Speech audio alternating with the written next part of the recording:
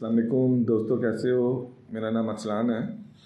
अच्छा दोस्तों, मैं ना अभी एक व्लॉग सुन रहा था, तो उसमें मैंने देखा कि वो एक दोस्त बता रहे थे कि यूक्रेन के पास अच्छी और तगड़ी फ़ौज ना होने की वजह से 48 घंटों के अंदर वो दूसरी जंग हारने की तरफ जा रहा है।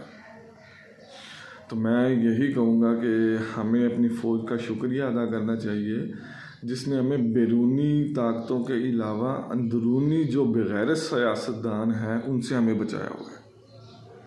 अगर आप गौर करें, हमारे सियासतदान तो इतने बेगैरत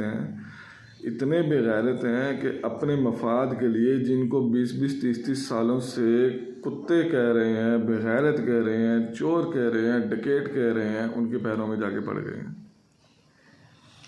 अरबों खरबों रुपया अपने बच्चों के नाम पे बना के बाहर ले गए हैं। वो उन बच्चों से जब पूछा जाता है, बापों से पूछा जाता है कि वो पैसा किसका है जो आपके बच्चों के नाम पे, तो वो कहते हैं हमारे बच्चों से पूछो। उन बच्चों ने दूसरा बाप रखा हुआ है। तुम्हें नहीं पता तो उन बच्चों के दूसरे बाप का नाम बताओ जिनके नाम पे तुम लोगों ने पैसे रखे हुए हैं। हमें अपनी फ़ौज के साथ खड़ा रहना चाहिए, हमें अपनी फ़ौज का हर कदम पे साथ देना चाहिए, वरना इन बेगैरत सियासतदानों ने हम लोगों को कहीं का नहीं छोड़ना। हमें इन बेगैरत सियासतदानों के ख़िलाफ़ मिल के खड़ा होना चाहिए। ठीक है, एक कौम की सूरत में आजकल घी, चीनी, इस तरह के मसले मसाइल बहुत चल रहे हैं, और ये सिर्फ़ और सिर्फ इन बेगैरत सियासतदानों की देन है, और कोई मसला मसाइल नहीं है। सिर्फ़ और सिर्फ ये मसनूई किल्लत पैदा करते हैं, मसनूई चीज़ें बनाते हैं, इकट्ठे होकर माफिया के साथ मिलकर सिर्फ़ और सिर्फ फ़ौज को और इस कौम को बर्बाद करने के लिए, अपने मफाद की खातिर। तो मेरी सबसे गुजारिश है कि एक कौम बनो। हमें कुछ ऐसा करना चाहिए कि हम घी की आजकल शॉर्टेज चल रही है और रेट इतना हाई हो चुका है मेरे दोस्तों, तो हमें कुछ ऐसा करना चाहिए, घी का यूज़ ही कम कर दो, ना होने के बराबर।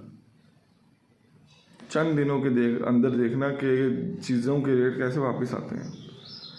यार अपनी सेहत को देखो, ठीक है, पैदल वॉक करो, पेट्रोल का इस्तेमाल कम से कम करो। कहीं भी जाना है कुछ इस तरह का सोर्स यूज़ करो कि हमें पेट्रोल कम से कम इस्तेमाल करना पड़े। देखो पेट्रोल का रेट कैसे नीचे आता है।